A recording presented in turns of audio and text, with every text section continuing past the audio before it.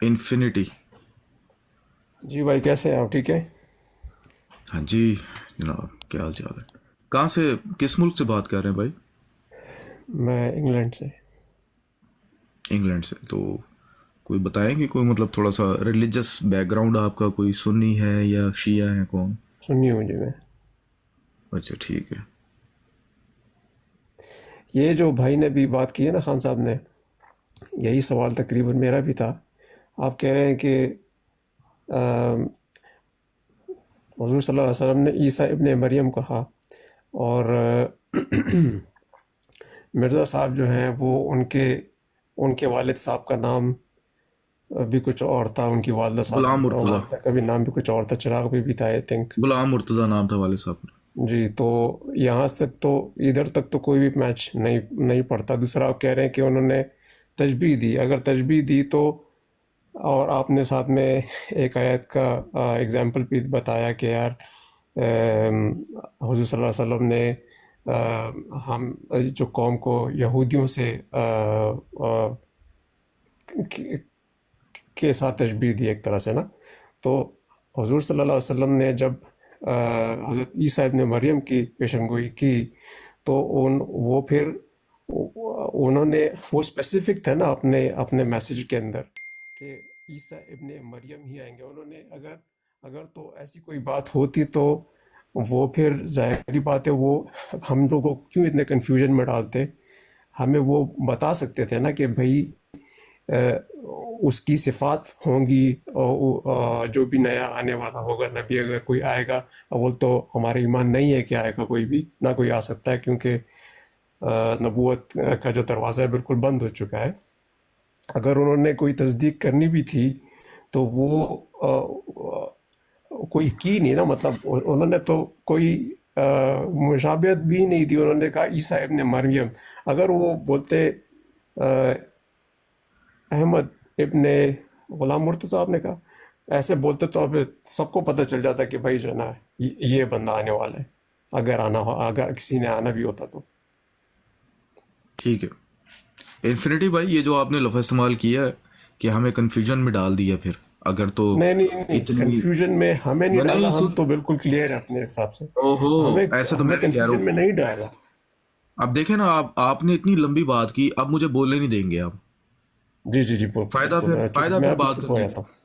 نہیں نہیں، میں بھی چپ نہیں ہو جاتا ہوں، میں بھی جی میوٹ پہ چلا جناب، جاتا دیکھیں ہوں۔ میں نے آپ کی بات، آپ نے بات کی، میں نے خاموشی سے آپ کی بات سنی. جیسے ہی میں نے بولنا شروع کیا تو آپ نے بیچ میں مجھے روک دیا. یہ جو آپ نے بات کی ہے کہ ہاں ایسے تو پھر نعوذ باللہ نبی کریم صلی اللہ علیہ وسلم نے ہمیں کنفیوژن میں ڈال دیا. اگر تو مثال کے طور پہ، اگر صفاتی طور پہ عیسیٰ ابن مریم کا نام استعمال ہوا تو پھر وہ تو نعوذ باللہ نبی کریم صلی اللہ علیہ وسلم نے کنفیوژن میں ڈال دیا. تو میں آپ سے کہتا ہوں پھر اللہ تعالیٰ کو بھی نکل کر آ جانا چاہیے سامنے، کیونکہ بہت سارے دنیا کے جو داعیے ہیں وہ کنفیوژن میں پڑے ہوئے ہیں. وہ کہتے ہیں جی خدا نظر ہی نہیں آتا. نکل کر آ جانا چاہیے. بلکہ بہت سارے یہودیوں نے بھی، موسیٰ علیہ السلام کے دور کے یہودیوں نے حضرت موسیٰ کے سامنے یہی اعتراض کیا تھا کہ لن نؤمن لک حتی نر اللہ جہرۃ، کہ ہم تو تجھ پر ایمان نہیں لائیں گے جب تک ہم خدا کو ظاہر باہر نہ دیکھ لیں. ایمان نہیں لائیں گے ہم. تو خدا بھی نکل کر آ جائے نا. جو دنیا میں کروڑوں اربوں کی تعداد میں اب دہری ہو گئے ہیں، بلکہ ایکس مسلم کی تحریک بھی چلی ہوئی ہے، اور ان کا اعتراض یہی ہے کہ ہم خدا چونکہ نظر نہیں آتا اس لیے ہم خدا کے اوپر ایمان نہیں لائیں گے، خدا کی ذات ہے ہی کوئی نہیں. تو وہ خدا کو ظاہر اور باہر دیکھنا چاہتے ہیں، بالکل تب کہتے ہیں جی ہم ایمان لائیں گے. تو خود سب سے پہلی بات تو یہ کہ نعوذ باللہ پھر کنفیوژن تو پھر خدا نے پیدا کی ہوئی ہے نا. اور خدا کے لیے کوئی مشکل تھوڑی ہے، خدا کے اوپر تو ہر کام آسان ہے. تو خدا نکل کر آ جائے سامنے. کیوں غیب کے اندر بیٹھا ہوا ہے؟ کیوں اس نے اپنی ذات کو پردہ غیب میں رکھا ہوا ہے؟ تو اس کو بھی چاہیے نا نکل کر آئے وہ. دوسری بات یہ ہے کہ نبی کریم صلی اللہ علیہ وسلم نے جو ابن مریم کا لفظ استعمال کیا ہے، یہ محاورہ استعمال ہوتا ہے. خود نبی کریم صلی اللہ علیہ وسلم کی جو پیشگوئیاں کی گئی ہیں حضور سے پہلے انبیاء کے ذریعے، اس کے اندر نبی کریم صلی اللہ علیہ وسلم کا نام استعمال نہیں کیا گیا. یہ طریق ہی نہیں ہے اللہ تعالیٰ کا پیش گوئیاں کروانے کا اپنے نبیوں کے ذریعے.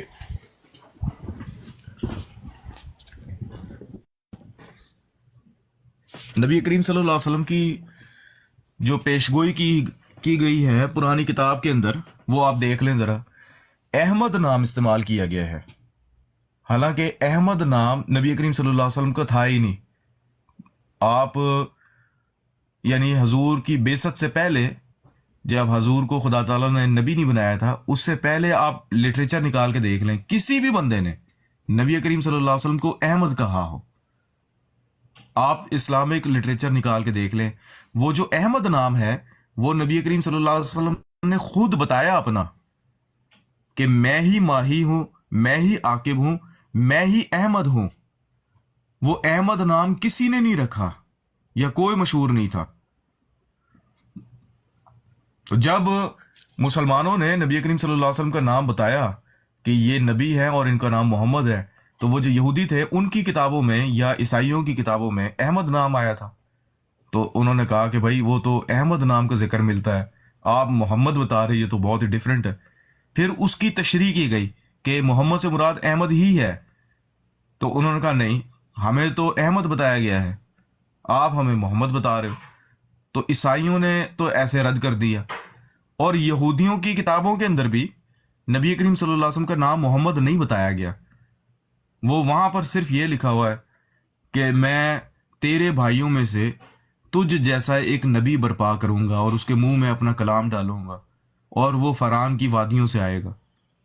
اب اللہ تعالیٰ لکھ دیتا نا کہ مکہ کی وادیوں سے آئے گا وہ، اور 10,000 قدوسیوں کے ساتھ ظاہر ہوگا، تو اللہ تعالیٰ لکھ دیتا کہ 10,000 صحابہ ہوں گے اس کے، قدوسی لفظ نہ استعمال کرتا. تو خدا تعالیٰ کر سکتا ہے ایسا، بالکل ایک ایک لفظ حرف با حرف خدا تعالیٰ پیشگوئیاں کر سکتا ہے، لیکن کرتا نہیں ہے. اس کی وجہ یہ ہے کہ چونکہ اس کی اپنی ذات بھی پردہ غیب میں ہے اور وہ غیب کے اوپر ایمان لانے کا حکم دیتا ہے، ایسے ہی وہ نبیوں کی ذات کے بارے میں بھی جو ایمان لایا جاتا ہے اس کے بارے میں بھی اس کا اصول یہ ہے کہ اس کو وہ پردہ غیب میں رکھتا ہے. کبھی بھی خدا تعالیٰ نبیوں کے بابت جو پیشگوئیاں کرواتا ہے ان کے اندر بھی مطلب ایسے بالکل بیچ میں سے پردہ اٹھا نہیں لیتا کہ اس نبی کا ذاتی نام بھی بتا دے، اس کی ماں کا، اس کے باپ کا نام بھی بتا دے، اس کی بستی بھی بتا دے کہ وہ کہاں پیدا ہوگا، سن بھی بتا دے کہ کس سن میں پیدا ہوگا. یہ اس طریقے سے خدا کا طریقہ ہی نہیں ہے پیشگوئیاں کروانے کا. اس لیے جو اصول خدا کا نہیں ہے یا جو سنت نہیں ہے اللہ کی، وہ مرزا صاحب کے متعلق آپ سنت قائم کرنا چاہتے ہو کہ خدا تعالیٰ کو چاہیے تھا کہ وہ نبی کریم صلی اللہ علیہ وسلم کے منہ مبارک سے مرزا صاحب کا بالکل ذاتی نام نکلواتا اور پھر ضلع نکلواتا کہ جی ضلع گرداسپور ہوگا، تحصیل بٹالہ، تو گاؤں کا نام قادیان ہوگا اور گلی بھی یہ ہوگی تاکہ لوگ بھٹکے نہ، کنفیوژن پیدا نہ ہو. نادر بھائی یہ سوری طریقے میں نہیں. اتفاق نہیں کرتا آپ کی بات سے. ایک منٹ بھائی رک جائیں، میں آپ سے بات نہیں کر رہا، ایک منٹ رک جائیں. میں بھی آپ کا جواب سن رہا ہوں، میں آپ کو رپلائی ٹھیک ہے، کروں آپ گا، لیکن مجھے بات کمپلیٹ کر رہے ہیں تو پھر آپ کر لیں. ٹھیک ہے ٹھیک ہے تو میں صرف آپ کو یہ بتا رہا ہوں اپنا انفینٹی بھائی کہ آپ تمام انبیاء کی پیشگوئیاں آپ بائبل کھول لیں، بائبل کے اندر ابھی بھی پیشگوئیاں ہیں، بلکہ آپ کے جو علماء ہیں ڈاکٹر ذاکر نائک صاحب اور احمد دیدات صاحب اور دوسرے بڑے بڑے جو آپ کے ڈیبیٹر ہیں جو کرسچن سے ڈیبیٹس کرتے ہیں، وہ بائبل سے نبی کریم صلی اللہ علیہ وسلم کی پیشگوئیاں نکال کر دکھاتے ہیں ان کو، یا پھر ہندوؤں کے لٹریچر سے، ویدوں وغیرہ سے نبی کریم صلی اللہ علیہ وسلم کی پیشگوئیاں نکال کے دکھاتے ہیں، لیکن وہاں پر نام نہیں آیا ہوتا. تبھی ان کو کرسچنس کو بھی اور یہودیوں کو بھی یا ہندوؤں کو بھی وہ مشکلات پیش آتی ہیں. وہ بھی آپ کی طرح ڈیمانڈ کرتے ہیں کہ یار نام آنا چاہیے تھا. اگر تو آپ کا نبی سچا ہے تو آپ کے نبی کا نام آ جاتا، کیونکہ خدا کے لیے تو بڑا آسان ہے کہ وہ نام لکھوا دے تاکہ کوئی بھی بندہ کنفیوژن میں نہ پڑے. لیکن نام نہیں آتا، پردہ غیب میں رکھ کر خدا تعالیٰ پیشگوئیاں کرواتا ہے، اور جس طرح وہ اپنی ذات کو اس نے پردہ غیب میں رکھا ہے، وہ نبیوں کی ذات کو بھی پردہ غیب میں رکھتا ہے وہ. تو یہ طریقہ ہی نہیں، یہ طریقہ ہی کوئی نہیں ہے خدا کا. باقی ابن مریم کو جو آپ نے شروع میں اٹھایا مسئلہ کہ مرزا صاحب کی والدہ کا نام تو چراغ بی بی اور آپ کے والد صاحب کا نام غلام مرتضیٰ ہے، تو یہ تو ابن مریم نہیں ہے. یہی اب تھوڑی دیر پہلے نا میں نے بتایا کہ نبی کریم صلی اللہ علیہ وسلم نے آپ کو بھی یعنی کہ امت محمدیہ کو بھی یہودی قرار دیا اور فرمایا کہ تم ان کے اس قدر مشابہ ہو جاؤ گے جیسے ایک جوتی دوسری جوتی کے. تو جب آپ کا نام یہودی رکھا گیا ہے, آپ کو یہودی کہا گیا ہے, تو آپ کی اصلاح کے لیے جس وجود نے آنا اس کو ابن مریم کہہ دیا. اس میں کیا ایسی بات ہے؟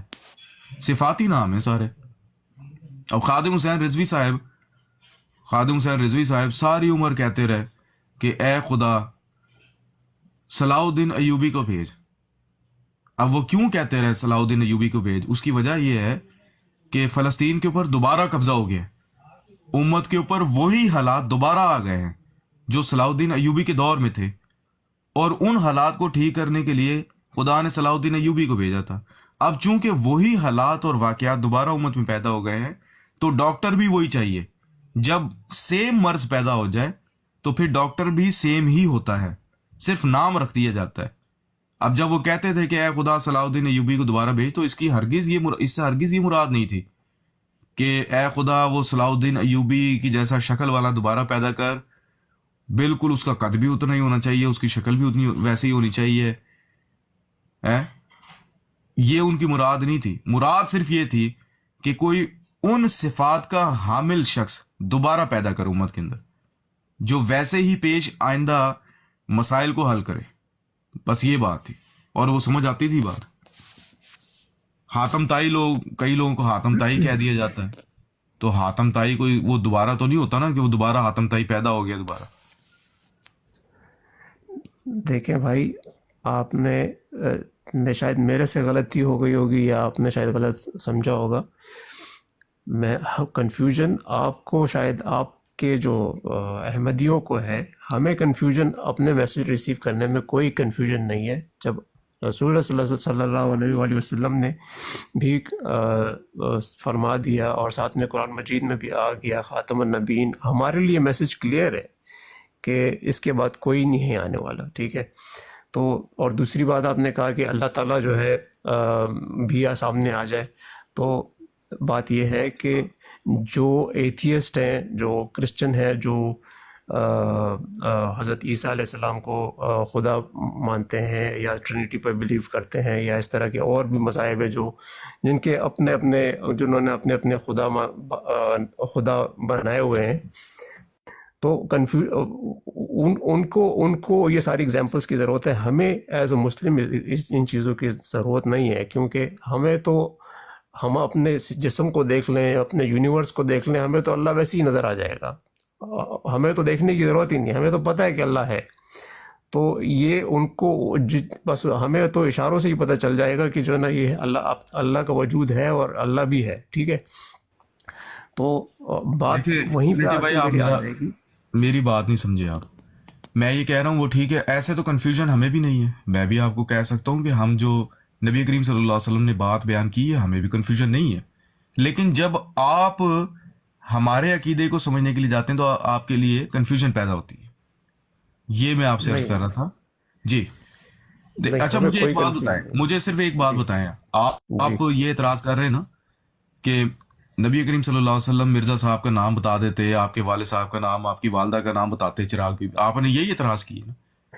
تو میں آپ سے پوچھتا ہوں کہ انفینٹی بھائی, میں آپ سے پوچھتا ہوں کہ اللہ تعالیٰ کیوں نہیں نکل کے سامنے آ جاتا؟ مجھے یہ بتائیں ذرا, اللہ نکل کے کیوں سامنے آ جاتا؟ اللہ تعالیٰ نے اپنا جو بھی میسج جتنا بھی ہمیں دینا تھا وہ قرآن مجید کے ذریعے ہمیں دے دیا ہے. دین مکمل کامل ہو چکا ہے. انفینٹی بھائی میسج کا دروازہ بند ہو گیا. انفینٹی بھائی میرا یہ اعتراض نہیں ہے, آپ سن نہیں رہے. جو دہریے ہیں, جو ایتھیسٹس ہیں, ٹھیک ہے, جو بہت سارے لوگ جو خدا کی ذات کے منکر ہو چکے ہیں, وہ کیوں کنفیوژن میں پڑے ہوئے ہیں؟ وہ یہی تو اعتراض کرتے ہیں کہ اگر خدا آپ کا اتنا ہی قادر ہے تو وہ چھپا کے کیوں رکھتا ہے اپنے آپ کو؟ کہاں چھپا کیوں نہیں نکل کے سامنے آتا؟ ان سمجھنے کی بات ہے نا. اگر وہ سمجھنا چاہیں تو اللہ تعالیٰ تو ہر جگہ ہے. بس یہی بات ہے. جو آپ کا جواب ہے وہی میرا جواب ہے. وہ جو آپ اعتراض کر رہے ہو نا کہ اللہ تعالیٰ نے مرزا صاحب کا نام کیوں نہیں بتایا, یا نبی کریم صلی اللہ علیہ وسلم نے مرزا صاحب کا نام کیوں نہیں بتایا, آپ کے والد کا نام کیوں نہیں بتایا, کیوں نہ کہہ دیا, کیوں ہمیں کنفیوژن میں ڈال دیا, یہی بات ہے. تو مرزا صاحب کی ذات تو بہت چھوٹی ہے, اس سے بڑی ذات تو اللہ کی ہے نا. اللہ پر ایمان بڑا ہے, نبی پر ایمان چھوٹا ہے, ٹھیک ہے. تو خدا کو پھر نکل کر سامنے آنا چاہیے. یہی میں آپ کو گتھی سمجھا رہا ہوں. یہی مسئلہ ہے. جس طرح خدا نے اپنی ذات کو پردہ غیب میں رکھا ہوا ہے اور وہ ایمان بالغیب چاہتا ہے، اور تاکہ ایمان بالغیب کا فائدہ پہنچتا رہے، ایسے ہی وہ نبیوں کے بارے میں بھی چاہتا ہے. ان کی پیشگوئی بھی اس طریق پر کرواتا ہے کہ اس کے اندر غیب کا عنصر شامل رہے. بس یہ بات ہے. کبھی بھی اللہ تعالیٰ ظاہر اور باہر پیشگوئیاں نہیں کرواتا. وہ چاہے تو کروا سکتا ہے، مکان نمبر، گلی نمبر، رشتہ داروں کے نام، لیکن یہ اس کا طریق نہیں ہے. اس سے جو خبیث ہے وہ طیب سے الگ نہیں ہوتا. یہ آپ قرآن اٹھا کر دیکھ لیں، قرآن میں اللہ تعالیٰ یہی کہتا ہے کہ میں یہ اس لیے کرتا ہوں تاکہ میں خبیث کو طیب سے الگ کر دوں، یا طیب کو خبیث سے الگ کر دوں.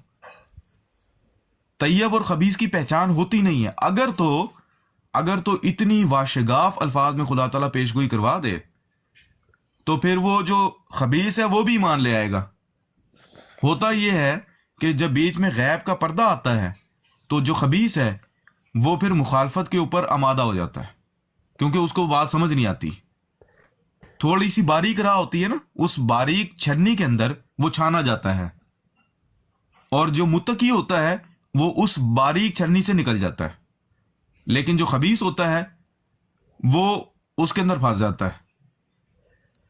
وہ اس کی خباثت سامنے آتی ہے، پھر وہ جلاؤ گھراؤ کرتا ہے، وہ قتل و غارت گری شروع کر دیتا ہے، وہ آگے لگانی شروع کر دیتا ہے، وہ کافر بن جاتا ہے. تو خدا تعالیٰ نے قوم کے اندر بیسیکلی قوم کے اندر سے چھانٹی کرنی ہوتی ہے.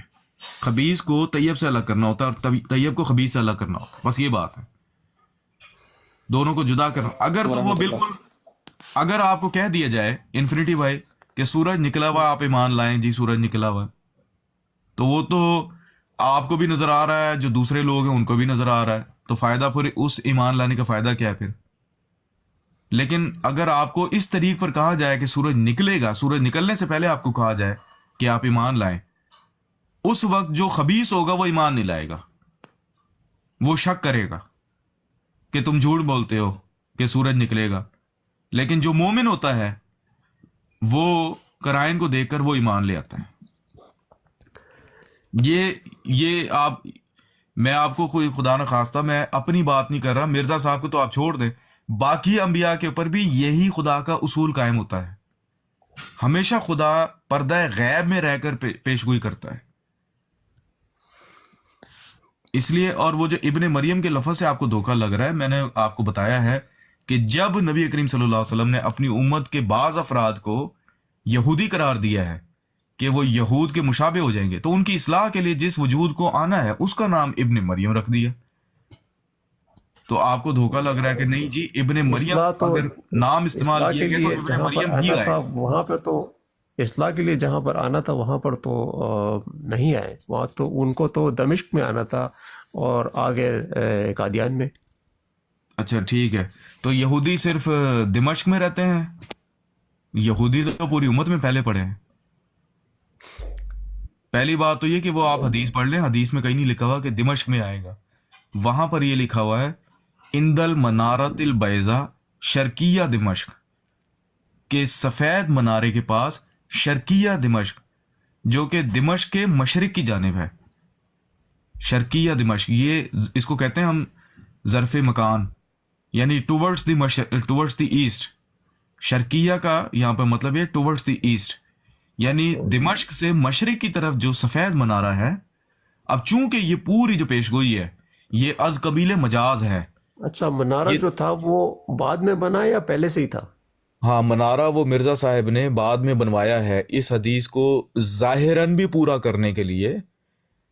نہیں تو پہلی بات پہلے تو سے ہی بنا ہونا چاہیے تھا نا جب انہوں نے. نہیں، یہ آپ وہی بات ہے نا. دیکھیں، اگر ہم تو اس حدیث کو پورے معنوں کے اندر تمثیلی طور پہ لیتے ہیں تو وہ منارہ بھی تمثیلی ہے. مرزا صاحب نے اس کی تشریح بیان کی ہوئی ہے کہ منارے سے کیا مراد ہے. منارے سے مراد اس کے دلائل ہیں، ٹھیک ہے، چونکہ یہ نبی کریم صلی اللہ علیہ وسلم کے مکاشفات ہیں اور حضور کے خواب ہیں، حضور کے کشوف ہیں، اور یہ تعبیر طلب اور تشریح طلب ہیں. چونکہ وہ مسیح نہیں جو آپ سمجھ رہے ہو، اس سے مراد کوئی اور مسیح ہے. اس لیے جو باقی باتیں بھی ہیں وہ بھی تمثیلاً بیان ہوئی ہیں اور ان کو ہم کھولیں گے، ان کو سمجھیں گے. منارے سے مراد وہ منارہ نہیں ہے جو آپ سمجھ رہے ہو فزیکل منارہ. منارے سے مراد منارہ اگر تو دیکھیں میری بات سنیں، اگر تو ایسا تھا تو وہ بھی نہ بناتے، ہمیں بتا دیتے کہ بھئی یہ بھی اس کی وہ بھی ایک اس کی بھی ایک تشبیہ ہے، بس یہ بھی ایک آپ اس کو سمجھ لیں کہ چلیں ٹھیک ہے میں آپ کو بتاتا ہوں. اس کو نہ اچھا مجھے آپ ایک بات بنانے کی کیا ضرورت ہے؟ مثال کے طور پہ چلیں آپ کہہ لیں آپ کی بات مان لیتے ہیں کہ مثال کے طور پہ نبی کریم صلی اللہ علیہ وسلم نے یہ ساری چیزیں فزیکلی ہوں گی جو حضور نے بیان کی ہیں، ٹھیک ہے، فزیکلی ہوں گی. یار ذرا مائک میوٹ کریں، شیخ بھائی ذرا مائک میوٹ کریں. اب مجھے بتائیں کہ حضور نے صحابہ کو فرمایا تھا کہ صحابہ میں اتر کے صحابہ کو مخاطب کر کے فرمایا تھا، اور اتنا اسپیسیفائی کیا کہ حضور نے فرمایا تم میں سے جو زندہ رہے وہ عیسیٰ ابن مریم سے ملے گا. یعنی حضور کا جو طرز گفتگو ہے وہ یہ بتا رہا ہے کہ یہ اسپیسیفک صحابہ کے لیے بیان کیا جا رہا ہے کہ حضور نے فرمایا یوشک من عاشا منکم ان یلقا عیسیٰ ابن مریم، قریب ہے کہ تم میں سے جو زندہ رہے، تم میں سے صحابہ کو فرما رہے ہیں حضور، وہ عیسیٰ ابن مریم سے ملے. تو اب مجھے بتائیں کہ صحابہ میں تو نہیں اترے عیسیٰ علیہ الصلوۃ والسلام، حالانکہ حضور نے فرمایا صحابہ کو تھا کہ تم میں سے جو زندہ رہے، یعنی کہ ان کی زندگی کی بات ہو رہی ہے. اچھا اس حدیث کو میں نے خود پڑھا نہیں ہے، اگر آپ میں بتا رہا ہوں نا آپ کو، ایسے ہی لکھا ہوا ہے، میں بتا رہا ہوں آپ کو. اب مجھے بتائیں انفینٹی بھائی کہ اگر آپ نے حدیث کو ظاہراً سمجھنا ہے تو پھر آپ کے عقیدے کے مطابق، آپ کی سوچ کے مطابق یا آپ کی فکر کی فہم کے مطابق عیسیٰ علیہ السلام کو صحابہ میں اترنا چاہیے تھا. صحابہ میں تو نہیں اترے عیسیٰ علیہ السلام. اگر آپ یہ مراد لیں کہ صحابہ سے مراد کوئی اور بعد میں آنے والے مسلمان ہیں، اسی کو استعارہ کہا جاتا ہے. اچھا تو پھر آپ اسی کو پھر اگر آپ کے زاویے سے دیکھا جائے تو صحابہ تو آپ کے اس میں بھی نہیں تھے. تو ہم تو اسی لیے ہم تو اس کی تعویل کر رہے ہیں صحابہ سے مراد ہم کچھ اور لوگ لے رہے ہیں امت کے. یہی میں آپ کو سمجھا رہا ہوں کہ اس کے اندر پہلا پوائنٹ ہی یہ بتا رہا ہے کہ یہ جو پوری آگے جو حدیث جو بیان ہوگی، پوری جو بات بیان ہوگی، یہ ظاہراً اس کو نہ لینا. اگر آپ ظاہراً لوگے تو پھر آپ کو صحابہ بھی ظاہراً مراد لینے پڑیں گے. پہلا فکرہ ہی بتا رہا ہے. حضور نے صحابہ کو بیان فرمایا تھا کہ صحابہ کو خبر دی تھی کہ تمہارے اندر عیسیٰ ابن مریم نازل ہوگا. تو صحابہ میں تو نہیں اترے نا. اگر آپ مثال کے طور پہ یہ کہتے ہیں نہیں جی صحابہ سے مراد بعد میں آنے والی امت کے افراد مراد ہیں، بعد میں آنے والے لوگ مراد ہیں، اسی کو استعارہ کہتے ہیں. ہم بھی تو یہ کہہ رہے ہیں کہ جو عیسیٰ ابن مریم کا لفظ استعمال ہوا اس سے مراد کوئی اور شخص ہے. تو آپ ہمیں الاؤ نہیں کر رہے، آپ ہمیں کہہ رہے ہو نہیں اگر عیسیٰ ابن مریم ہے تو عیسیٰ ابن مریم ہی ہے. اسی طرح پھر ہم بھی کہیں گے کہ اگر صحابہ کو خطاب کیا گیا تو صحابہ ہی مراد لیے جائیں گے. دیکھیں تو اگر انہوں نے کہا آپ تم میں کا، یہ بھی تو مطلب ہو سکتا ہے نا کہ یعنی کہ آپ کی جو آپ کی یہ امت ہے اس میں یہی تو کہہ رہا ہوں امت کا لفظ نہیں استعمال کیا نا حضور صلی اللہ علیہ وسلم نے، صحابہ کو مخاطب کیا اور اتنا اسپیسیفائی کیا کہ قریب ہے کہ تم میں جو زندہ رہے. محترم صحابہ کون تھے نبی صلی اللہ علیہ وسلم کی امت میں؟ حسن بھائی ایک منٹ یار، حسن بھائی ہم لوگ ایسے گفتگو نہیں کرتے یار، ٹھیک ہے، ہمارے یہاں یہ طریق نہیں ہے، ہم اپنے احمدیوں کو بھی نہیں بولنے دیتے. تو جب تک موقع دیجیے گا، ٹھیک ہے آپ سے الگ بات ہوگی. تو انفینٹی بھائی میں یہ آپ سے عرض کر رہا ہوں کہ صحابہ کو فرمایا حضور نے کہ قریب ہے کہ تم میں سے جو زندہ رہے وہ عیسیٰ ابن مریم کو پائے. یعنی ان کی زندگیوں میں ہی عیسیٰ علیہ الصلوۃ والسلام کو اترنا چاہیے تھا. اگر آپ یہ کہتے ہیں کہ جی صحابہ سے مراد بعد میں آنے والی امت کے، یعنی کہ امت کے افراد کچھ اور مراد تھے، تو پھر یعنی اگر آپ کو سے کوئی زندہ رہے نہیں، صحابہ کی بات ہو رہی ہے کیونکہ مخاطب ان کو کیے جا رہا ہے نا. حضور یہ فرما سکتے تھے کہ آئندہ آنے والی صدیوں کے اندر عیسیٰ ابن مریم نازل ہوگا، تم میں نازل نہیں اب ہوگا. یہاں پر آپ جو ہے نا اسپیسیفک مانگ رہے ہو، جب ہم بولتے ہیں کہ عیسیٰ ابن مریم جو اسپیسیفک نہیں، میں یہی تو کہہ رہا ہوں اسپیسیفک آپ لے ہی نہیں سکتے نا انفینٹی بھائی. میں یہی آپ سے عرض کر رہا ہوں بڑی مطلب ہمبل وے میں آپ سے، میں کوئی فورس نہیں کر رہا اپنا مانا، میں صرف آپ سے یہی عرض کر رہا ہوں کہ اگر تو آپ اسپیسیفک لیں گے تو پھر صحابہ کو بھی آپ کو اسپیسیفک لینا پڑے گا. لیکن اگر آپ وہاں پر تعویل کرتے ہیں صحابہ سے مراد بعد میں آنے والی امت مراد لیتے ہیں، تو اس کا مطلب یہ ہے کہ اسی حدیث کے اندر ہی آپ نے استعارہ کہ اس میں استعارہ موجود ہے، کچھ افراد کا کسی اور فرد کا ذکر کیا جا رہا ہے اور ان سے کچھ اور لوگ ہیں، تو آپ نے تو خود مان لیا اس میں استعارہ موجود ہے. تو اگر آپ کو پرمیشن ہے کہ آپ اس سے استعارہ لیں تو ہمیں بھی تو پرمیشن ہے نا پھر. نہیں، میں اپنا کوئی مطلب نہیں نکالوں گا، نہ میں نکالنے کی کوشش کر رہا ہوں. میں تو ہمارے جو علماء جو جن کو ہم مانتے ہیں، وہ جو انہوں نے جو اپنی ریسرچ کے مطابق جو مطلب نکالا ہے وہی ہوگا. ایک منٹ ذرا طلب بھائی وہ لگائیں ذرا حدیث، ایک منٹ ذرا میں آپ کو بتاتا ہوں. طلب بھائی وہ حدیث لگائیں ذرا، یہ مسند احمد بن حنبل کی 93-12 جو حدیث ہے لگائیں ذرا.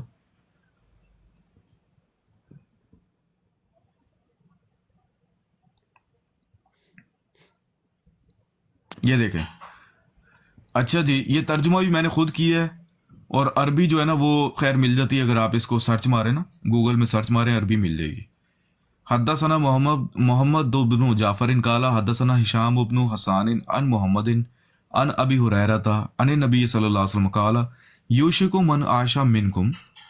یوشکو کا مطلب ہے قریب ہے کہ، یوشکو من عاش منکم تم میں سے جو زندہ رہے، عاشا کا مطلب زندہ رہے، منکم تم میں سے، این یلقا عیسی ابن مریمہ، یلقا کا مطلب ملاقات کرے، عیسی ابن مریمہ عیسیٰ ابن مریم سے، امامن مہدین اس حالت میں کہ وہ امام مہدی ہوگا، وہ حکمن عدلن اور حکم بھی ہوگا عدل بھی ہوگا، فیکسر الصلیبہ پس وہ صلیب کو توڑے گا، ویقتل الخنزیرہ اور خنزیر کو قتل کرے گا، ویضع الجزیۃ اور جزیے کو موقوف کرے گا، وتضع الحرب اوزارہ اور جنگ اپنے اوزار چھوڑ دے گی. اب دیکھیں فرما رہے ہیں حضور یوشکو من عاشا منکم تم میں سے جو زندہ رہے، یعنی اتنا اسپیسیفکلی صحابہ کے بارے میں ہی بات کر رہے ہیں حضور. لیکن صحابہ میں نہیں اترنا تھا، نبی پاک کو خود حضور کو بھی پتا تھا کہ صحابہ میں نہیں اترنا، لیکن فرما پھر بھی رہے کہ قریب ہے کہ تم میں سے جو زندہ رہے. تو یہی میں آپ کو بتا رہا ہوں کہ بعض اوقات کلام کی طرز ایسی ہوتی ہے کہ اس سے لگتا ہے کہ وہ بندہ اسپیسیفک وہی مراد ہے، لیکن اچھا، مراد کوئی اور ہوتا ہے. اس میں دیکھیں میری جو ناقص جو سوچ ہے وہ یہی کہتی ہے کہ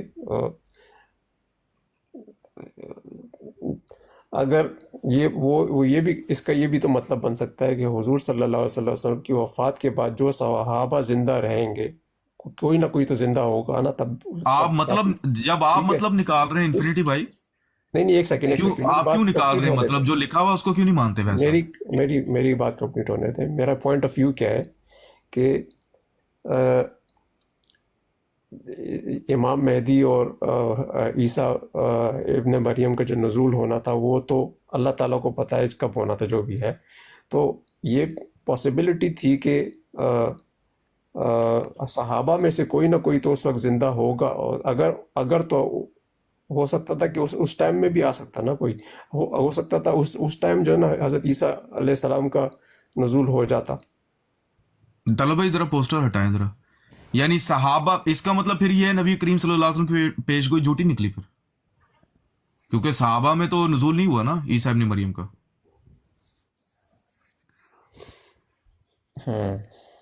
اس لیے دیکھیں اگر آپ کو یہ پرمیشن ہے کہ آپ صحابہ سے مراد صحابہ کے بعد میں آنے والے مراد لیں، تو سر ہمیں بھی پھر پرمیشن ہے. ٹھیک ہے، اس میں چلیں صحابہ کا اس میں تھوڑا سا ہو سکتا ہے کہ، لیکن عیسیٰ ابن مریم بالکل اسپیسیفک ورڈ ہے. ہاں تو پھر اس میں کیا کنفیوژن ہو سکتی ہے؟ یہی میں آپ کو کہہ رہا ہوں پھر صحابہ بھی اسپیسیفک ورڈ ہے. یہ ایسا نہیں ہے کہ آپ پہلی کھڑکی تو کھول لیں اور دوسری کھول لینا دیں. پہلی کھڑکی آپ نے خود کھولی ہے استعارے کی، تو جب دوسری کھڑکی ہم کھولتے ہیں تو آپ کہتے ہیں نہیں سر استعارہ نہیں مانا جائے گا، اسپیسیفک ورڈ ہے عیسیٰ ابن مریم وہی ہوگا. تو اگر عیسیٰ ابن مریم اسپیسیفک ورڈ ہے تو صحابہ بھی اسپیسیفک ورڈ ہے، پھر دونوں آپ مانیں. اور اگر تو ان یہ جو دو اسپیسیفک چیزیں ہیں، اس کے ساتھ اگر عیسیٰ ابن مریم صحابہ کی زندگی میں نازل نہیں ہوئے تو نعوذ باللہ پھر حضور جھوٹی، پھر کیونکہ مستقبل کا کچھ نہیں پتا بھائی. یہ جو آپ کی طرز ہے نا اس اعتراض کی، یہ طرز غیر مسلموں کو موقع پرووائڈ کرتی ہے کہ وہ اسلام پر اعتراض کریں. مثال کے طور پہ کوئی میرے سامنے کل یا آج کوئی عیسائی آ جائے اور وہ آ کر میرے سامنے یہی حدیث رکھے کہ یار آپ کے نبی سچے تھے، میں کہوں گا ہاں جی سچے تھے. وہ میرے سامنے پیش گوئی رکھے کہ آپ کے نبی نے اپنے صحابہ کو اسپیسیفائی کر کے کہا تھا کہ عیسیٰ ابن مریم تم میں نزول کرے گا، اور وہ میرے سامنے یہ حدیث رکھے، میں اس کو کہوں گا جی دیکھیں صحابہ کا نام استعمال کیا تھا، لیکن صحابہ سے مراد کوئی اور بعد میں آنے والے امت کے افراد مراد تھے. وہ کہے گا نہیں بھائی صحابہ کی بات ہو رہی ہے، اتنی اسپیسیفک بات ہو رہی ہے کہ ان کو کہا جا رہا ہے کہ تمہاری زندگیوں کے اندر ہی وہ نزول کرے گا. میں اس کو کیا جواب دوں گا؟ کیونکہ وہ استعارے کو تو مانتا ہی نہیں، جیسے آپ نہیں مانتے. وہ بھی مجھے دیکھیں میری بات، میں اصل میں اس پہ زیادہ اور اس لیے نہیں جا رہا ہوں کیونکہ نہ تو میں عالم ہوں، نہ میں اتنا زیادہ جتنا آپ لوگوں کی نہیں، میں knowledge ہے اس طرح اس میری کے نہیں لیے ہے. عالم بننے کی انفینٹی بھائی، اس کے لیے جو آپ نے اصل میں جو بنیاد قائم کی ہے نا، جو اعتراض کی، ٹھیک ہے، جو اعتراض کی آپ نے بنیاد قائم کی ہے، آپ نے، میں صرف آپ کو اسی حد تک سمجھا رہا ہوں. مجھے پتا ہے کہ ہم میں سے کوئی بھی چلے عالم نہیں ہے، نہ میں ہوں نہ آپ ہیں. میں صرف یہ کہہ رہا ہوں کہ اگر تو اس کے اندر اتنا ہی اسپیسیفک مضمون ہے کہ عیسیٰ ابن مریم کا نام استعمال ہوا، تو پھر صحابہ کا بھی ہوا، تو پھر ہمیں یہ بھی ماننا چاہیے کہ صحابہ میں عیسیٰ ابن مریم نزول کریں گے. تو اگر آپ وہاں پر استعارے کی کھڑکی کھولتے ہیں صحابہ کی دفعہ، تو پھر عیسیٰ ابن مریم کی دفعہ بھی استعارے کی کھڑکی کھل سکتی ہے. بس یہ بات ہے. ٹھیک ہے، میں اس کے اوپر تھوڑی سی ریسرچ کروں اور گا. اس کے اندر نا اور بھی چیزیں میں آپ کو بیان کر سکتا ہوں. مثال کے طور پہ نبی کریم صلی اللہ علیہ وسلم کو پتا تھا کہ عیسیٰ علیہ الصلوۃ والسلام نے صحابہ میں نزول نہیں کرنا، اس کے باوجود حضور نے صحابہ کو کیوں مخاطب کیا کہ قریب ہے کہ تم میں سے جو زندہ رہے؟ یہ سوال اٹھتا ہے اب، کیوں حضور نے یہ طرز اختیار کی؟ اس کے اندر ایک بڑا گہرا اشارہ ہے. اس میں اشارہ یہ ہے کہ مسلمانوں میں سے عیسیٰ ابن مریم پر ایمان وہی لائے گا جو صحابہ کا ہم رنگ ہے. جو صحابہ سے مشابہت اختیار نہیں کرے گا ان میں عیسیٰ ابن مریم کا کبھی بھی نزول نہیں ہوگا. اس میں ایک یہ بھی اشارہ ہے.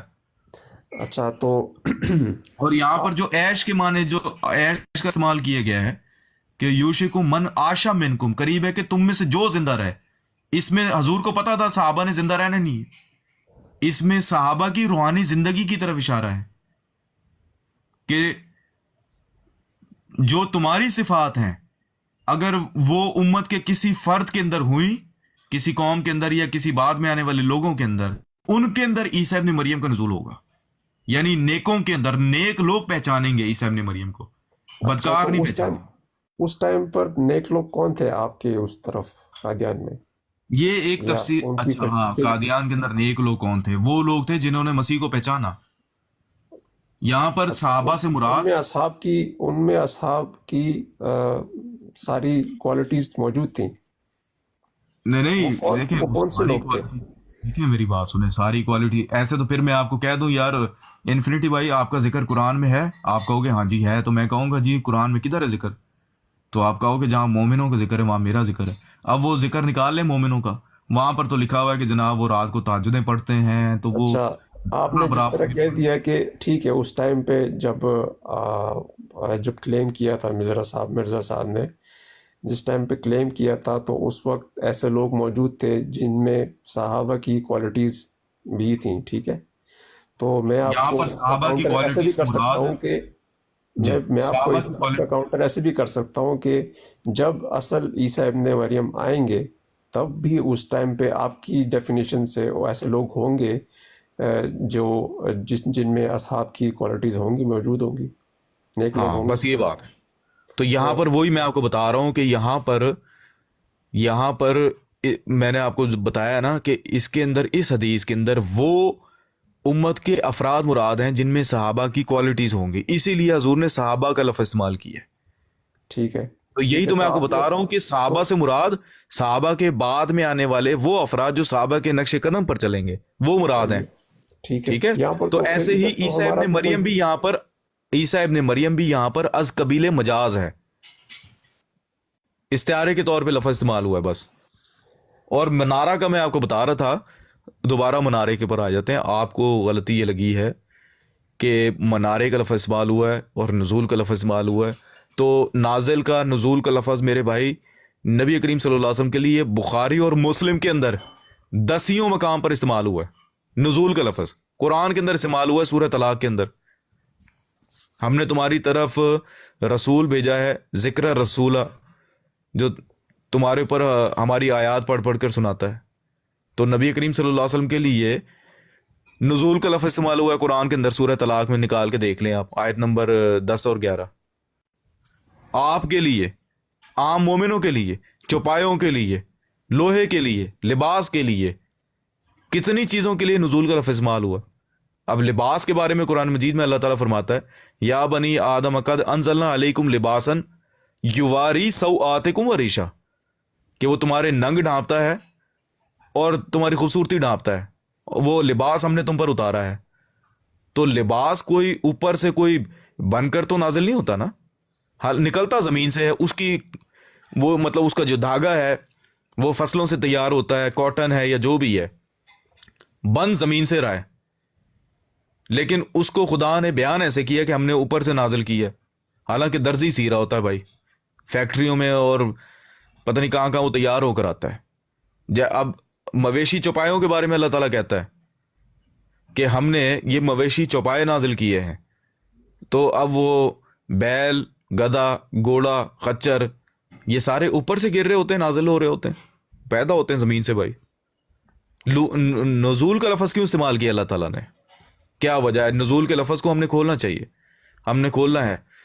تو نزول کا لفظ جو استعمال کیا نا، آپ اٹھا کر دیکھ لیں، نزول کا معنی وہ فائدے کے لیے ہوتا ہے۔ جہاں بھی اللہ تعالیٰ نے مومنوں کے تعلق سے نزول کا لفظ استعمال کیا ہے، ہر وہ اس چیز کے اندر مومنوں کا فائدہ ہوگا، اس لیے وہ نزول کا لفظ استعمال کرتا ہے اللہ تعالیٰ۔ لیکن اس کا یہ مطلب نہیں ہے کہ وہ چیز اوپر سے نیچے اتر رہی ہے۔ اگر تو نزول کا مطلب اوپر سے نیچے اترنا ہے تو حضور صلی اللہ علیہ وسلم کے لیے بخاری اور مسلم میں کئی مقام پر نزول کا لفظ استعمال ہوا ہے، تو حضور کو بھی اوپر سے نیچے اترنا چاہیے تھا۔ اور ایک بات میں آپ کو بتاؤں کہ عیسیٰ علیہ جو نزول جس طرح سے آپ مان رہے ہو فزیکلی، اس کے لیے پھر ضروری ہے کہ آپ عیسیٰ علیہ الصلوۃ والسلام کا پہلے جسمانی رفع مانو۔ جب تک آپ عیسیٰ علیہ السلام کا جسمانی رفع نہیں ثابت کر سکتے، آپ ان کا نزول بھی ثابت نہیں کر پائیں گے۔ اور ان کا نزول ان کے رفع کی ایک فرع ہے، یعنی ان کا آنا ان کے جانے کی فرع ہے، ایک شاخ ہے۔ جیسا ان کا جانا ہے ویسے ہی ان کا آنا ہے۔ اگر تو جانا جسمانی ہے تو آنا بھی جسمانی ہوگا، اور اگر جانا روحانی ہے، روحانی طور پہ رفع ہوا ہے، تو نزول بھی روحانی ہوگا۔ سیدھی سی بات ہے۔ ہم آپ سے ان کے نزول پر بحث نہیں کرتے، ہم آپ سے بحث کرتے ہیں ان کے رفع کے اوپر۔ اللہ اگر تعالیٰ آپ کے لیے کیا مشکل ہے؟ اللہ تعالیٰ کے لیے کیا مشکل ہے ان کو اٹھانا، ان کو روحانی طرح سے اٹھانا یا فزیکلی اٹھانا؟ حضرت کلیم اللہ حضرت موسیٰ علیہ السلام کو کہتے تھے نا، بات یہ ہے کہ میں تو خدا کی اس قدرت کا بھی منکر نہیں ہوں کہ خدا اپنے نبیوں کو زمین پر رکھ کر بچا سکتا ہے، بچا سکتا ہے نا، اللہ کے لیے مشکل ہے کوئی؟ کچھ مشکل نہیں ہے۔ تو پھر اللہ ہر آپ چیز کو پہ پتا قادر جہاں ہے۔ پر اللہ تعالیٰ نے عیسیٰ علیہ السلام کے لیے رفع کا لفظ استعمال کیا ہے، تو اینڈ میں آتا ہے وَكَانَ اللَّهُ عَزِيزًا حَكِيمًا، کہ اللہ تعالیٰ غالب، بہت زیادہ غلبے والا ہے اور حکمت والا ہے۔ تو وہاں پر آپ کے علماء پتہ کیا کہتے ہیں کہ دیکھو جی اللہ تعالیٰ تو ہر چیز پر غالب ہے اور حکمت والا ہے، یہ عیسیٰ علیہ السلام کو خدا جو لے کر گیا نا، اس میں بڑی خدا کی حکمت ہے۔ جب عیسیٰ علیہ السلام کو واقعہ صلیب پیش آیا تو خدا نے وہاں پر یہ الفاظ استعمال کیے، اور سیم الفاظ جب نبی کریم صلی اللہ علیہ وسلم غار ثور میں تھے، اس آیت کے اندر بھی سیم الفاظ استعمال کیے اللہ تعالیٰ نے۔ کیا بتانے کے لیے کہ اگر تم عیسیٰ ابن مریم کی دفعہ یہ استدلال کر رہے ہو کہ میری قدرت تو بہت زبردست ہے اور میری حکمت یہ بھی ہے کہ میں غار میں رکھ کر بھی بچا سکتا ہوں، صرف اوپر لے جا کر نہیں۔ تو ہم تو خدا کی اس قدرت پر بھی مان لاتے ہیں کہ خدا زمین پر رکھ کر بچاتا ہے اپنے نبیوں کو۔ آپ کہتے ہو خدا صرف اوپر لے جا کر بچاتا ہے، ہم تو خدا کی اس قدرت پر بھی ایمان لاتے ہیں کہ وہ زمین پر رکھ کر بھی بچا سکتا ہے۔ اس ضروری نہیں ہے کہ وہ نبی کو اوپر لے کر جائے تو بچائے گا۔ اور وہاں پر وہی عزیز اور حکیم کے الفاظ لے کر آیا اللہ تعالیٰ، سیم الفاظ بالکل، صرف بتانے کے لیے کہ عیسیٰ ابن مریم کی دفعہ یہ نہ سمجھنا کہ میری کوئی اسپیشل کوئی خاص قدرت استعمال ہو رہی ہے، میری یہی قدرت زمین والوں کے لیے بھی استعمال ہوتی ہے۔ اور آپ یہ کہہ رہے ہو کہ خدا کے لیے کوئی مشکل نہیں ہے، مشکل خدا کے لیے کچھ بھی نہیں ہے۔ اگر وہ چاہے بیٹھے بیٹھے میرے سامنے جناب تھالیاں لے آئے کھانے کی، نان اور روسٹ اور چکن اور پلاؤ اور پتہ نہیں کیا کیا، لیکن اس کا ایک نظام ہے۔ وہ میرے سامنے چاہے تو وہ ڈالروں کی گڈیاں لا کے رکھ دے خدا تعالیٰ، میں دعا کروں اے خدا مجھے ڈالر کی گڈیاں بھیج، تو وہ جناب میری ٹیبل کے اوپر ڈالر ہی ڈالر پڑے ہوئے ہوں، لیکن ایسا نہیں کرتا، کچھ اس کا نظام ہے۔ وہ مجھے کہے گا نہیں تو جا گھر سے نکل، جا کے کما، رزق دینا میرا وعدہ ہے لیکن محنت کرنا تیرا فرض ہے۔ کچھ اس کے اصول ہیں۔ اگر آپ کو اولاد چاہیے تو آپ کہہ دو جناب اے خدا میں شادی نہیں کرتا مجھے اولاد دے، ایسے نہیں ہوتا بھائی۔ اولاد پانے کے لیے آپ کو شادی کرنی ضروری ہے، کچھ اس کے اصول ہیں، کچھ قاعدے ہیں، کچھ کلیے ہیں۔ خدا کے چاہنے کا مطلب یہ نہیں ہے کہ آپ اس کی طرف کچھ بھی منسوب کر دو، اس نے کچھ اصول اور قوانین بنائے ہوئے ہیں، وہ ان کی خلاف ورزی نہیں کرتا۔ صحیح بات۔ اب اس نے اب میں آپ کو ایک بات بتاتا ہوں، یہ جو آپ کہہ رہے ہو نا خدا کے لیے کچھ بھی مشکل نہیں ہے، خدا نے اللہ تعالیٰ نے سورۃ الاعراف کے اندر ایک آیت نازل کی ہے۔ اللہ پتہ ہے کیا فرماتا ہے؟ اللہ فرماتا ہے فیہا تحیون وفیہا تموتون ومنہا تخرجون۔ اب یہ اس کا ایک لا ہے، قانون ہے۔ اے انسانوں میں نے یہ قانون بنا دیا ہے، تم نے اسی میں رہنا ہے، اسی میں مرنا ہے، اسی سے میں تمہیں اٹھاؤں گا۔ تیسری کوئی چیز ہی نہیں اس نے بتائی۔ زمین کا ذکر کر رہا ہے، یعنی یہیں پر تمہاری بود و باش ہے، اس سے باہر کوئی چیز نہیں ہے۔ آپ کہتے ہو کہ عیسیٰ علیہ الصلوۃ والسلام جو زندگی بسر کر رہے ہیں وہ اس زمین سے باہر بسر کر رہے ہیں۔ اللہ تعالیٰ لمٹ کر رہا ہے اس دنیا کو کہ اے انسانوں اگر تو تم انسان ہو، بشر ہو، تم نے اسی میں رہنا ہے، اسی میں مرو گے، اسی سے میں تمہیں اٹھاؤں گا۔ عیسیٰ علیہ الصلوۃ والسلام کی زندگی کا میجورٹی حصہ دنیا سے باہر گزر رہا ہے، تو وہ تو خدا کے اس قانون سے پرے ہو گئے نا۔ اگر کسی انسان باقی انسانوں سے کسی ایک چیز میں ممتاز ہو جائے تو وہ بشر ہے ہی نہیں، وہ بشریت کے اس کے اوپر۔ پھر ایک اور میں آپ کو سورہ یاسین کا بتاتا ہوں۔ سورہ یاسین میں اللہ تعالیٰ فرماتا ہے وَمَن نُعَمِّرْهُ نُنَكِّسْهُ فِي الْخَلْقِ أَفَلَا تَعْقِلُونَ، جس کو ہم لمبی عمر دیتے ہیں اس کو میں کمزور کرتے جاتے ہیں۔ افلا تعقلون، کیا تم عقل نہیں کرتے؟ اگر مثال کے طور پہ بفرض محال عیسیٰ علیہ الصلوۃ والسلام آسمانوں پر اٹھائے بھی گئے ہیں زندہ، تو آج ان کی عمر بنتی ہے 2029 سال، کیونکہ 4 BC میں ان کی پیدائش ہوئی تھی، ٹھیک ہے؟ تو 2029 سال ان کی عمر بنتی ہے اس وقت۔ تو 2029 سال کا بندہ، کیا اس کی زندگی کے اوپر پوز ہے یا وہ ایج بھی کر رہا ہے، اس کی عمر بھی بڑھ رہی ہے؟ بھائی اگر اللہ تعالیٰ نے جس حالت میں اٹھایا ہے واپس اسی حالت میں رکھ سکتا ہے، کوئی مسئلہ تو نہیں تو اللہ تعالیٰ کے لیے۔ اگر مثال کے طور پہ چلیں، ٹھیک ہے، ایک منٹ سن لینا۔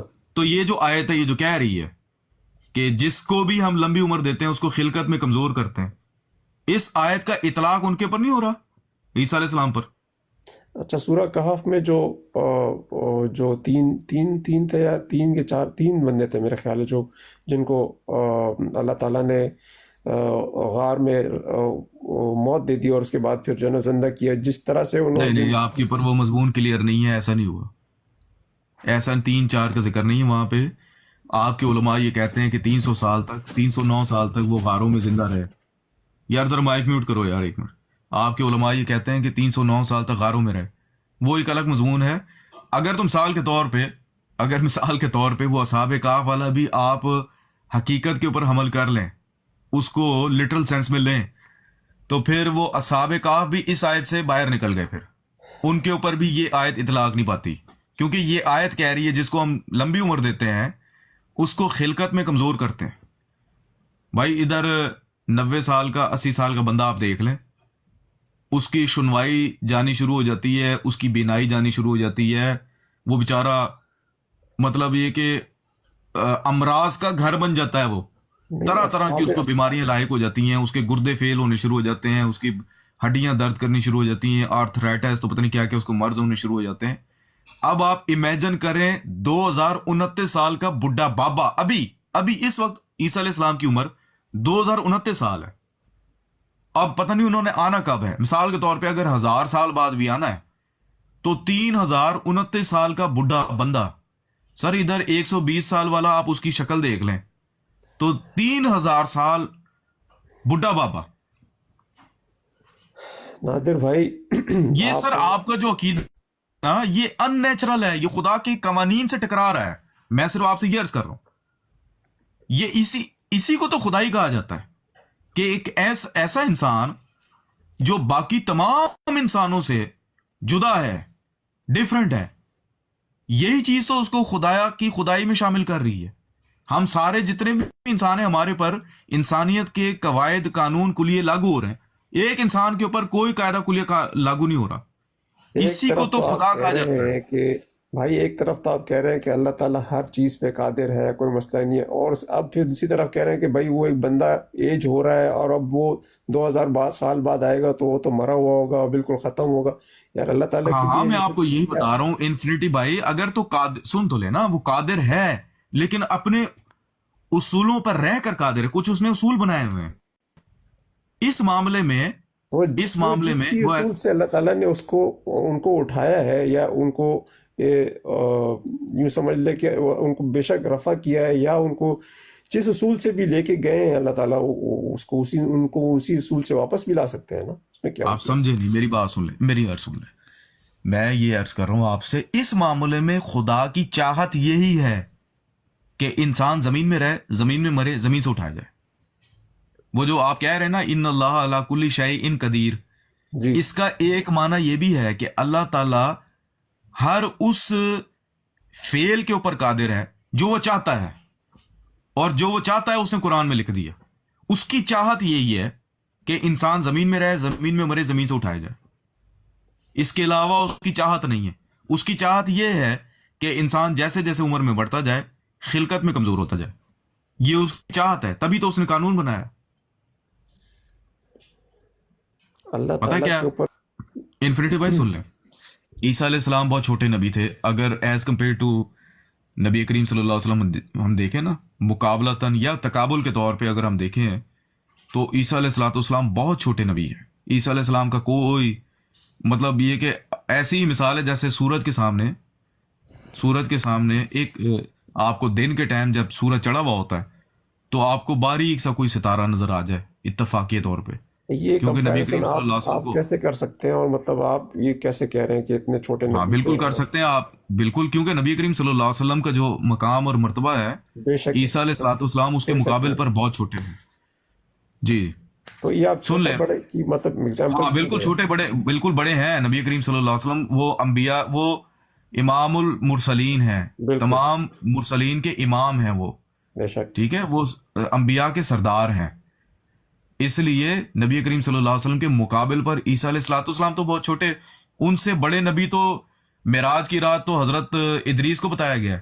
عیسیٰ علیہ السلام دوسرے آسمان پہ تھے حضرت یحییٰ کے ساتھ, اور ادریس علیہ السلام چوتھے آسمان پر, حالانکہ ان کا اتنا ذکر بھی مشہور کوئی نہیں ہے.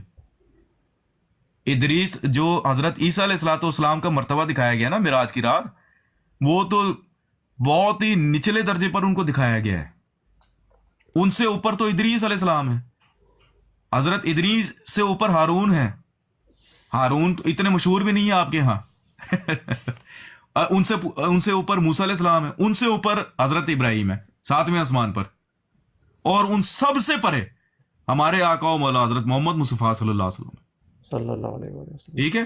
تو کہاں عیسیٰ علیہ الصلوۃ والسلام اور کہاں نبی کریم صلی اللہ علیہ وسلم کا مقام اور مرتبہ. اس کے باوجود اللہ پتہ ہے قرآن میں کیا کہتا ہے؟ کہتا ہے اے رسول تیرا مرتبہ بہت بلند ہے. عیسیٰ ابن مریم تو مقام اور مرتبے میں تیرے مقابل پر کچھ بھی نہیں، تیرے غلاموں کی طرح ہے. ٹھیک ہے، تیرا ایک لحاظ سے تیرے غلاموں کی طرح ہے، اور تیرا امتی ہے، کیونکہ ہر نبی نبی کریم صلی اللہ علیہ وسلم کا امتی ہے. جی حضور نے بالکل اس کی امامت کروائی ہوئی ہے. اس کے باوجود اللہ پتہ ہے کیا کہتا ہے؟ قل انما انا بشر مثلکم. میرا اتنا مقام اور مرتبہ بلند ہے، اس کے باوجود میں تمہاری طرح کا بشر ہوں. اس کا مطلب سیدھا سیدھا مطلب یہ ہے، جس طرح تم کھاتے ہو میں بھی کھاتا ہوں، جس طرح تم بیوی کرتے ہو میں بھی کرتا ہوں، جس طرح تمہیں قضائے حاجت کی ضرورت ہے مجھے بھی ہے، جس طرح تمہیں کھانے کی ضرورت ہے مجھے بھی ہے. یہ نہیں ہو سکتا کہ تمہیں تو کھانے کی حاجت ہو مجھے نہ ہو، یا خدا تعالیٰ کہہ دے جی میں تو جو چاہتا ہوں میں اپنے نبی کے ساتھ کروں. نہیں، اللہ یہ کہتا ہے اے نبی تو ان کو بتا دے، تو جتنا مرضی بلند نبی ہو جائے بشریت میں تو ان جیسا ہے. یہی میں آپ کو سمجھا رہا ہوں. عیسیٰ علیہ الصلوۃ والسلام بے شک نبی تھے، بشریت میں وہ ہم سے آگے نہیں نکل سکتے، وہ ہم جیسے ہی ہیں. یہ سورہ کاف پڑھ کے دیکھ لیں آپ. قل انما انا بشر مثلکم یوحی الی. فرق جو چیز ڈالتی ہے ہم میں اور نبی میں، خدا کی وہی ہے بس. باقی جہاں تک بشریت کے تقاضے ہیں، جو حوائج یا جو لوازم ہمیں لاحق ہیں ہمارے لیے ہیں وہی ان کے لیے ہوتے ہیں. ان میں بلکہ نبی کریم صلی اللہ علیہ وسلم فرمایا کہ مجھے تم میں سے تمہارے جتنے 2 آدمیوں کے جتنا بخار چڑھتا ہے، یہ اتنا شدید بخار ہوتا ہے مجھے. حالانکہ خدا کا نبی ہے، تو خدا اگر چاہے تو اپنے نبی کو کیوں مشکلات میں مبتلا کرے. ایک عام بندے کو ہلکا بخار چڑھا رہا ہے اور نبی کو 2 بندوں کے جتنا بخار چڑھا رہا ہے، تو یہ زیادہ تکلیف ہے نا. لیکن خدا کی جو نا کچھ قاعدے کلیے ہیں جو کہ ہر انسان کے اوپر لاگو ہوتے ہیں، ان میں نبی بھی بری نہیں ہے. کیونکہ اگر نبی ان سے بری ہو جائیں تو پھر وہ انسانوں کی جنس سے نکل کر وہ کوئی تیسری جنس کے اندر، کیونکہ ایک جنس ہے خدا کی دوسری مخلوق کی ہے، اگر تو وہ کوئی مخلوق میں سے کوئی بندہ نکل کر کوئی اس مخلوق کی جنس سے الگ ہو جائے تو وہ تیسری جنس قائم کر لے گا. صحیح. دیکھیں نادر بھائی، بات یہ ہے کہ ابھی آپ کے پاس اور بھی گیسٹ آ گئے ہیں، اور میں